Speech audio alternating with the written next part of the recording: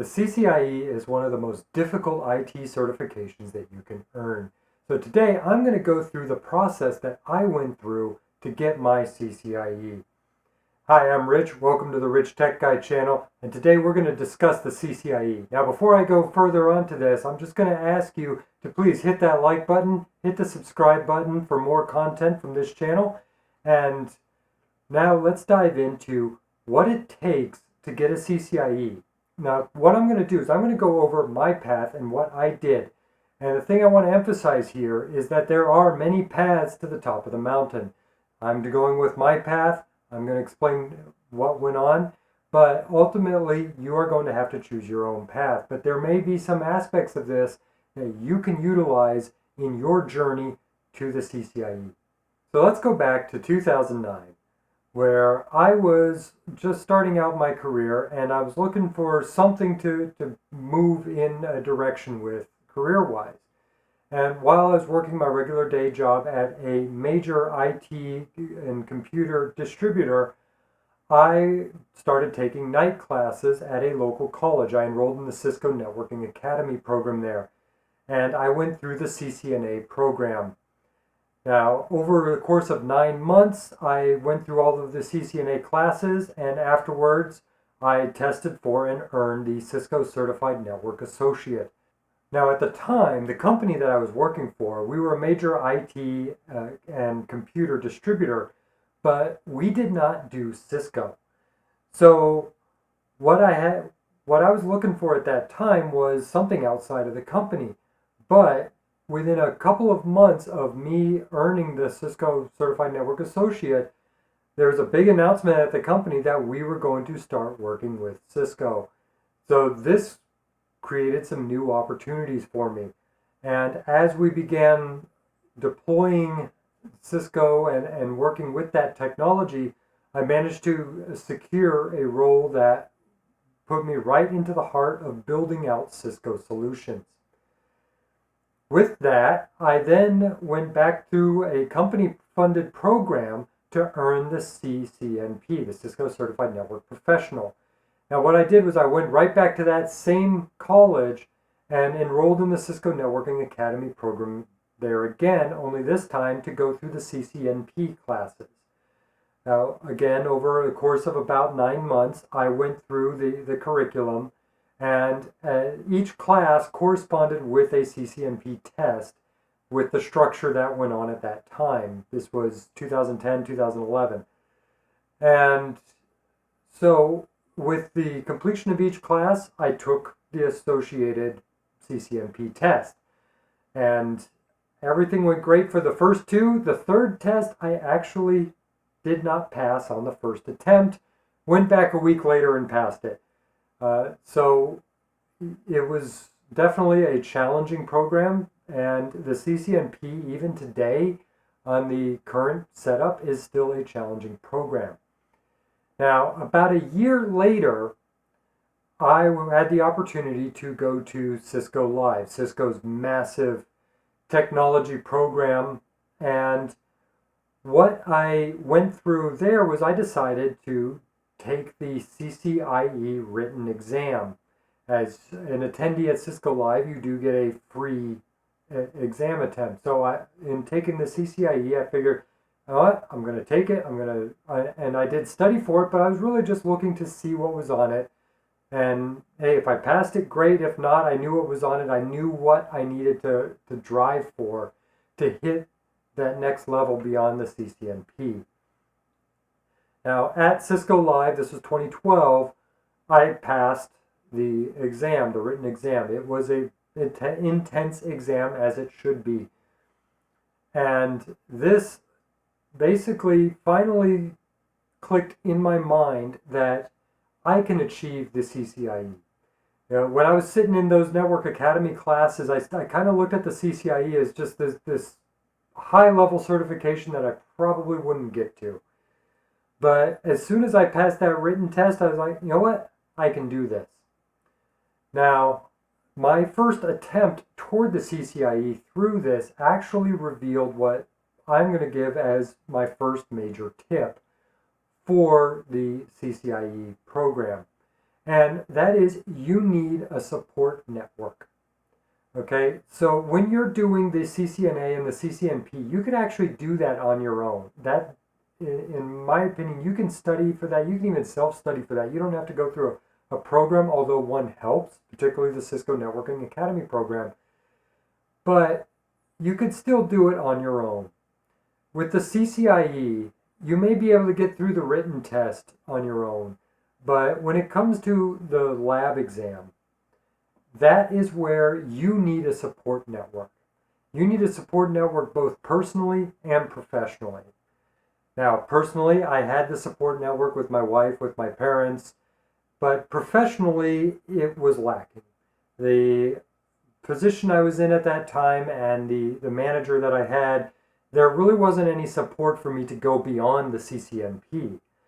So in my attempts to come up with resources to find training that I could perhaps attend, anything like that, I just couldn't put it together. And therefore, I never actually made an attempt based off of my first passing of the CCIE written exam.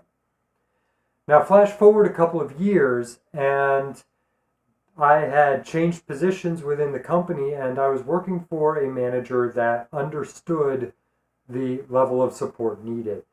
And this time, this was the Cisco Live in 2014, where again, I went and I took the written exam for the CCIE. Now, what I did at this time, because over the past few years, I had actually been working on the Cisco data center portfolio and really had all of my knowledge and experience over the past few years in Cisco data center. I switched from the route switch, which is now called the enterprise CCIE, over to the data center CCIE. And I took the test on data center. And again, at Cisco Live, I passed it. So with the support network in place this time, I was able to build out the resources. And one of the things I did was I went digging through what we had equipment-wise at the company I was working for. And I was able to find essentially 2 Nexus 7010 switches that were not being used, in addition to other Nexus and UCS infrastructure from Cisco. So I was actually able to put together a pretty good lab off of that, just through what was lying around at my company. For most people, particularly for the data center exam, the equipment that you're looking for has such a high dollar value to it that you're likely just going to have to rent lab time from various lab rack providers. So in that sense, I definitely do figure that I was a little bit lucky in what I was able to find, but I took advantage of it and I built out my own data center lab. The other thing that I did was I sought training. And at the time, Cisco, through their advanced services team, was actually offering a CCIE data center prep class. It was actually 2 classes. And I was able to get the ability to go attend those classes. They were each a week long at Cisco's campus in various places in the United States. And I went and I buried myself in them and I studied through them and then came back and worked on the lab that I had built. And also, as a result of doing those classes, a week before I was set to take the lab exam, I was actually given access to Cisco's own lab gear that they had set up that I was using when I was in those classes. So I went into that first lab exam really feeling like I had it, that I had all the resources, I had my support, I had everything done, and I had studied for it. And in that first lab exam, I failed. I failed miserably, to put it in plain terms.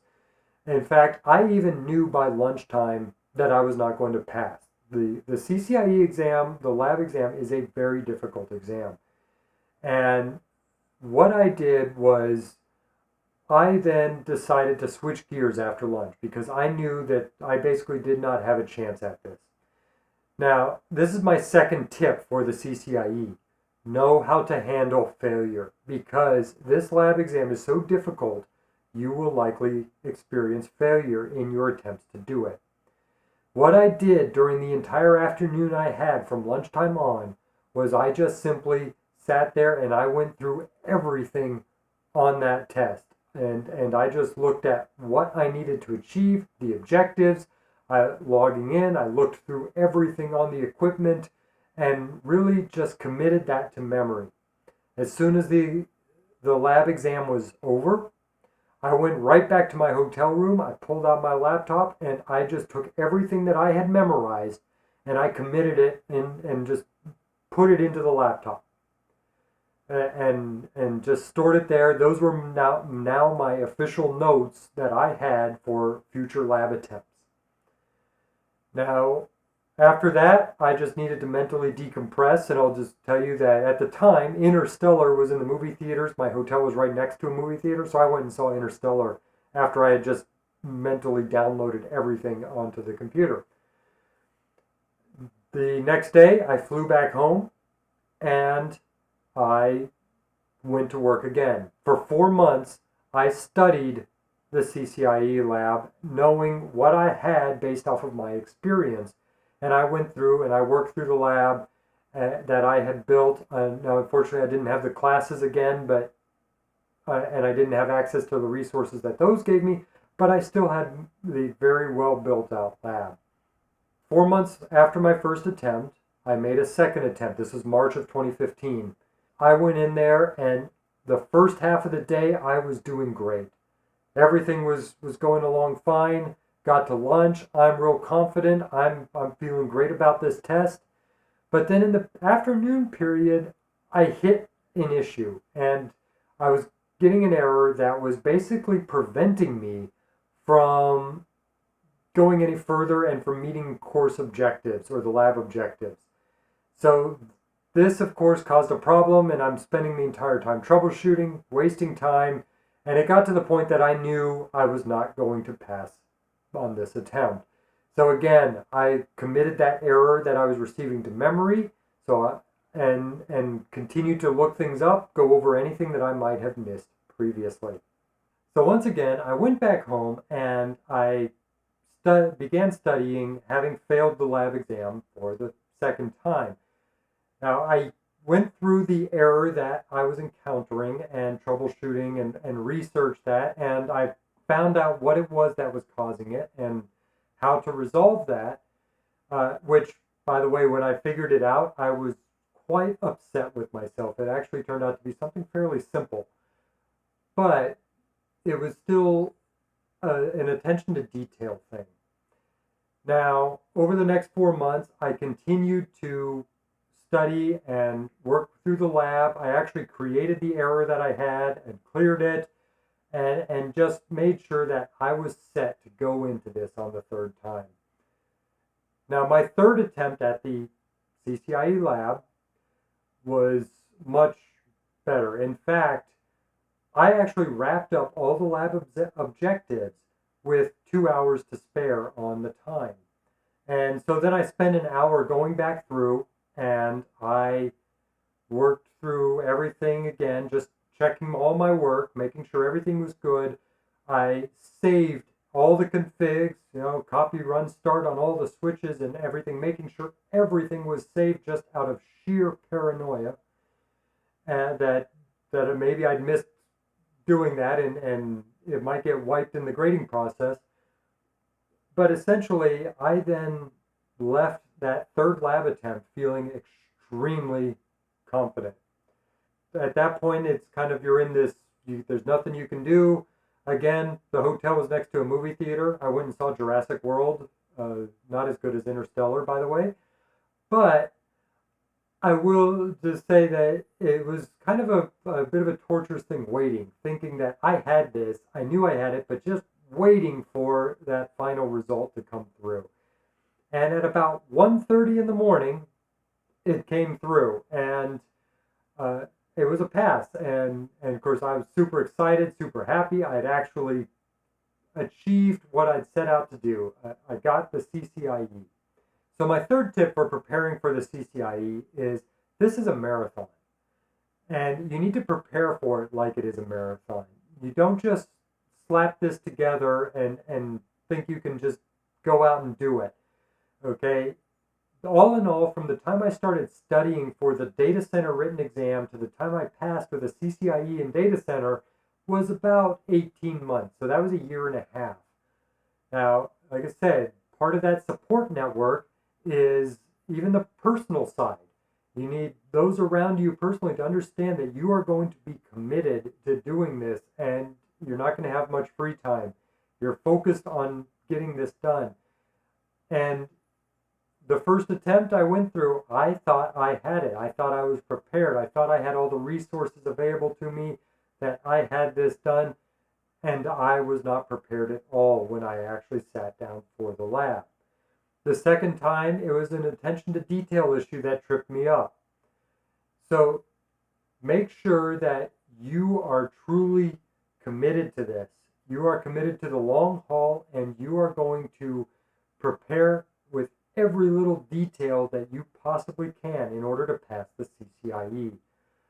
Now with that, I'm going to say that if you are truly committed to going through the Cisco certifications, by all means do that. If you think that CCIE is for you, commit to it. Commit to it fully, 100%, that you are going to get that CCIE. You set the goal, you plan for that goal, and you work through how you're going to do that. Get what you need in place to be able to do that. If you've already gotten a CCIE, comment down below with some of your experiences. If you're looking to get the CCIE, please go ahead and comment where you're at on the Cisco journey. And if you like this content, please hit that like button, hit the subscribe button for more content around technology, and I'll see you next time here on the Rich Tech Guy channel. Thank you.